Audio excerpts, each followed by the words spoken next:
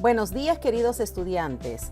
Vamos a analizar la evaluación diagnóstica de ciencia y tecnología para estudiantes de tercero y cuarto de secundaria, que lleva por título ¿Cómo nos afecta la iluminancia de la luz? Les saluda la profesora Zoila Lavado Valdivieso desde Lima. Bien, recordarte que en esta sesión se evalúan las competencias, indaga mediante métodos científicos para construir conocimientos y explica el mundo físico basado en conocimientos sobre los seres vivos, materia y energía, biodiversidad, tierra y universo. El propósito de la sesión fue explicar acerca de los valores de la iluminancia registrados y las características de la luz y de otras ondas electromagnéticas a partir de los resultados de la indagación y de nuevos conocimientos incluidos. También tuvimos como propósito evaluar las implicancias en la salud de las personas debido a la exposición a las diferentes ondas electromagnéticas. Como reto se propuso comunicar a la comunidad cómo medir la iluminancia dentro de sus hogares y qué acciones puedes tomar para evitar daños a la salud de las personas debido a esta exposición de diferentes tipos de ondas electromagnéticas. El producto que debes enviar a tu docente fue un texto de difusión que permita comunicar a tu comunidad cómo medir la iluminancia dentro de los hogares y qué acciones se pueden tomar para evitar daños a la salud de las personas debido a la exposición de diferentes tipos de ondas electromagnéticas. Bien, a continuación se presenta una situación significativa que deberás leer. Luego vamos a responder a las preguntas: ¿qué iluminancia tienen diferentes fuentes de luz? ¿Cómo se puede indagar sobre la iluminancia que llega a nuestros ojos? Pues verás, la iluminación tiene diferentes tipos de luz. Son en promedio como 10. Por ejemplo, tenemos el vapor de sodio, vapor de mercurio, el cielo azul, la llama de una vela, entre otros. ¿Cómo afecta el ambiente y a la sociedad el uso de otras fuentes de esta y otras ondas electromagnéticas? Recuerda que al usar artefactos como la televisión, focos, pantallas de computadora, estas gastan energía y al estar encendidos producen anhídrido carbónico, que es un gas altamente contaminante para el ambiente. También, por otro lado, recordemos que los microondas pueden alterar nuestro ADN, generando enfermedades a nosotros los seres humanos. Otra pregunta que se planteó en esta sesión fue: ¿qué factores hacen que la iluminancia que llega a nuestros ojos sea mayor o menor y cómo podemos estudiarlos? Recuerda que existen diferentes factores que influyen en la iluminancia. Por ejemplo, la fuente de luz, si es un foco o un fluorescente, si es natural o artificial, ¿cierto? El sol, por ejemplo, la luna, entre otros. También influye la potencia de la fuente. ¿Cuántos vatios tiene? Si es de 50, 100, 25, 20, 200, etc. El tipo de luz, si es solar, si es fría, cálida, si es láser, si es roja, si es verde u de otro color. La distancia del receptor a la fuente. La iluminancia del entorno o lugar, la hora del día. Sabemos que en la mañana hay mejor iluminancia con respecto a la tarde y la noche. Ahora nosotros vamos a ver cómo podemos medir la iluminancia. Para esto requieres de un luxómetro, también llamado luxmetro o light meter. Es un instrumento de medición que permite medir simple o rápidamente la iluminancia real y no subjetiva de un ambiente.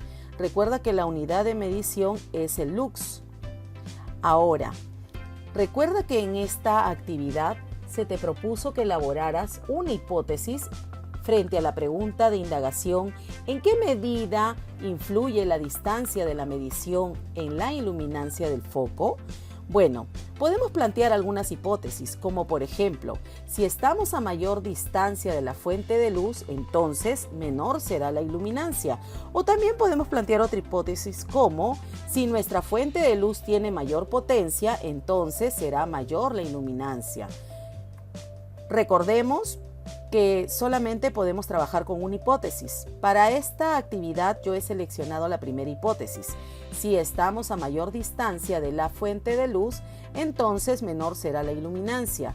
Y para poder someter a contrastación nuestra hipótesis se requieren de determinados materiales. Por ejemplo, necesitamos una linterna, necesitamos luxómetro. Este luxómetro lo puedes descargar desde tu celular. Buscas la aplicación, la instalas y luego trabajamos en ella. También requieres la guía de actividades donde se te presenta una tabla para poder registrar todos tus datos.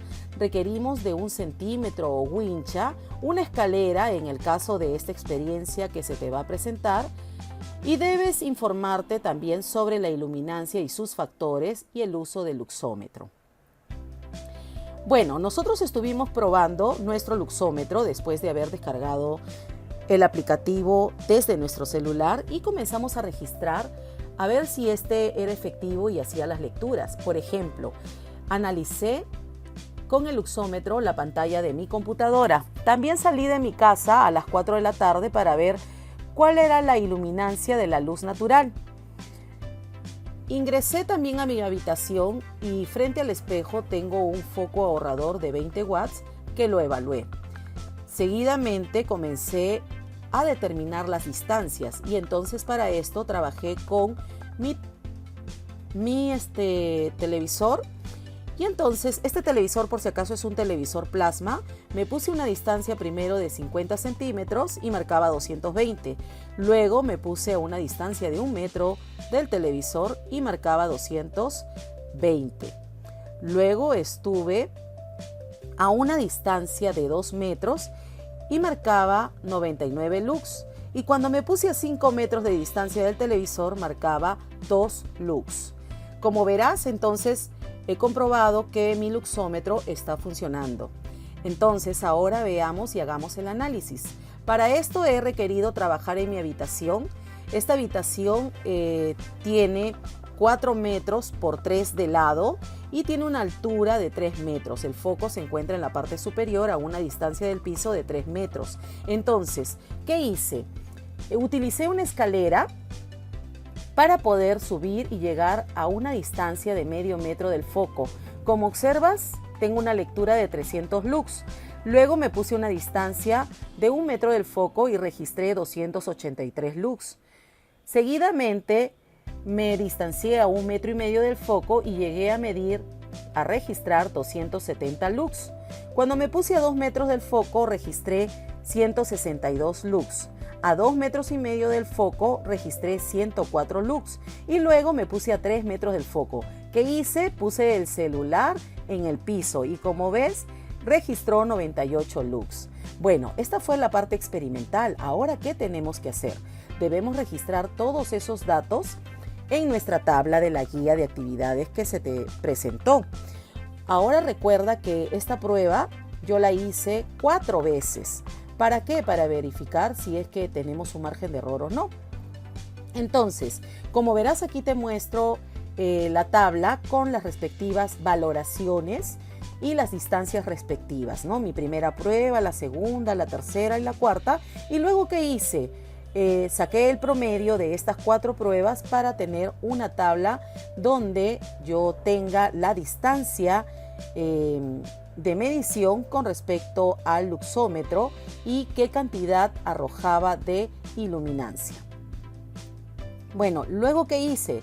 Registré en esta tabla la iluminación en función a la distancia de la fuente. Como verás, estamos viendo que cuanto más cerca se encuentra el luxómetro al foco de mi habitación, hay mayor iluminancia. A medida que me voy distanciando, la iluminancia es menor.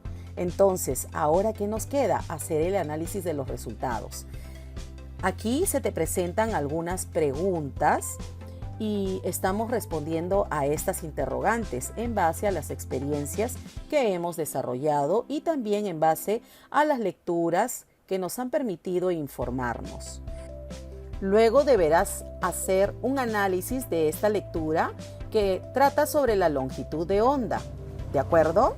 Finalmente vamos a hacer el análisis respondiendo a estas interrogantes Recuerda también responder a esta pregunta: ¿qué ondas son potencialmente peligrosas para los seres humanos? Y debes justificar tu respuesta. ¿De acuerdo? También nosotros debemos elaborar un texto de difusión para que lo compartas en tu comunidad. Yo lo he titulado La iluminancia y la vista. Aquí te propongo algunas ideas clave que te servirán para tu texto.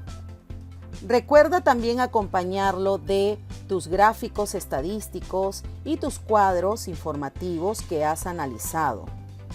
Al final deberás presentar las conclusiones a las que has llegado. Recuerda que este es un análisis de nuestra situación problemática.